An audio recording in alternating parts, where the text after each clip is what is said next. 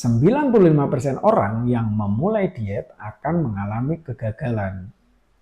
Hal ini disampaikan oleh Ade Rai dalam sebuah kanal berita di Detik Health. Teman-teman bisa cari ya nanti ya.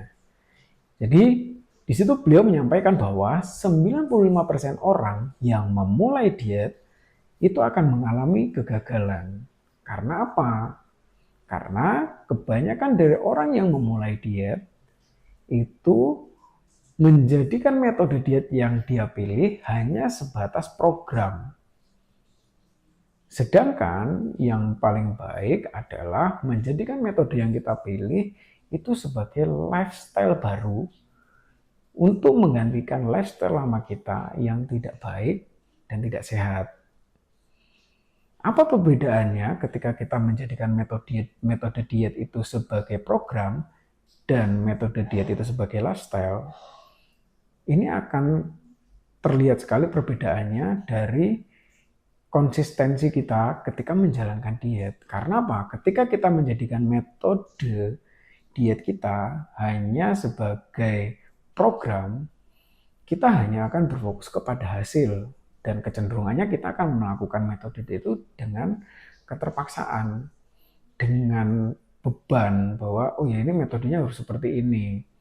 Dan kita akan selalu melihat hasil dan hasil. Nah, ketika hasilnya tidak sesuai dengan ekspektasi kita di awal, maka kita akan menganggap metode ini tidak sesuai dengan kita dan akhirnya kita, ya saya udah diet 1 bulan tapi berat badan cuma turun 1 kilo. Kayaknya ini memang nggak cocok buat saya. Akhirnya apa? Gagal lagi dietnya. Berbeda dengan ketika kita menjadikan metode diet ini menjadi lifestyle kita. Ini terjadi kepada saya ya. Jadi ketika saya memilih intermittent fasting sebagai metode diet saya dan menjadikan intermittent fasting sebagai lifestyle baru saya akan menikmati, lebih mudah menjalani lifestyle baru ini karena saya menjalaninya dengan senang hati, dengan tidak merasa terpaksa. Sehingga ketika ada tren dari metode yang saya jalankan, misalkan setelah 1 bulan kok turunnya cuma 2 kilo misalkan, oh apa sih yang terjadi? Mungkin saya ada sesuatu yang perlu saya perbaiki, misalkan oh mungkin karena aktivitas saya yang masih kurang, oh mungkin saya perlu nambahin lagi nih aktivitas saya. Jadi berpikirnya ke prosesnya, apa sih yang perlu saya tambahin supaya lifestyle baru saya ini mendukung program atau tujuan akhir yang saya mau gitu. Nah bedanya juga nanti ketika tujuan akhirnya tercapai, misalkan itu dijadikan sebagai program ya.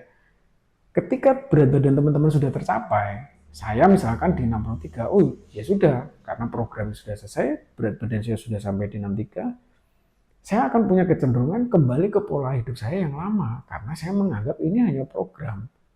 Nah tapi kalau saya menganggap ini sebagai metode, seperti yang saya lakukan sekarang, ketika berat badan saya sudah mencapai berat badan ideal di 63-64, saya akan tetap mempertahankan intermittent fasting sampai saat ini. Itu karena saya betul-betul menjadikan ini lifestyle saya. Gitu loh. Karena tujuan yang paling besar dari diet saya adalah goalnya kesehatan. Ketika saya kembali ke pola hidup saya yang lama, maka menurut saya akan kembali ke bentuk kesehatan saya yang tidak baik seperti sebelumnya. Gitu. Jadi buat teman-teman ya yang mau mulai diet harus dipahami betul bahwa diet itu tidak hanya semata-mata mencapai target berat ideal teman-teman, tapi juga menjadikan metode diet yang teman-teman pilih sebagai lifestyle-nya teman-teman yang baru untuk menggantikan lifestyle teman-teman yang lama. Sehingga apa? Goalnya tidak hanya mencapai berat badan ideal, tapi kesehatan teman-teman secara keseluruhan itu tercapai.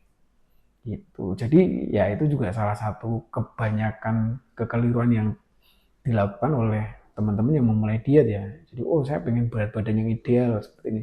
Padahal sebetulnya tujuan paling utama dari diet itu adalah kesehatan. Nah, jadikan metode diet yang teman-teman pilih itu sebagai lifestyle-nya teman-teman yang baru.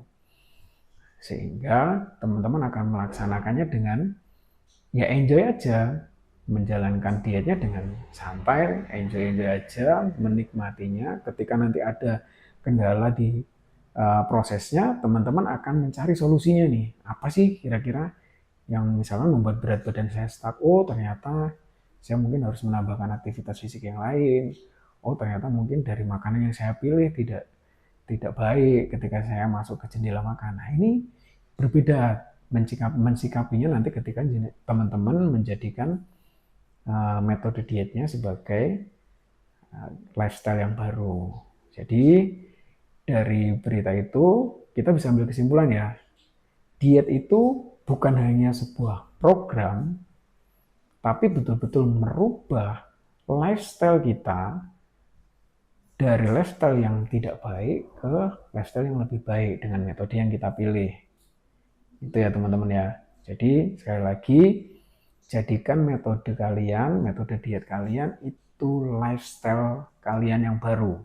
Supaya apa? Supaya tujuan dari diet teman-teman bisa berlangsung secara sustainable atau bertahan cukup lama karena teman-teman melakukannya tidak dalam kondisi terpaksa.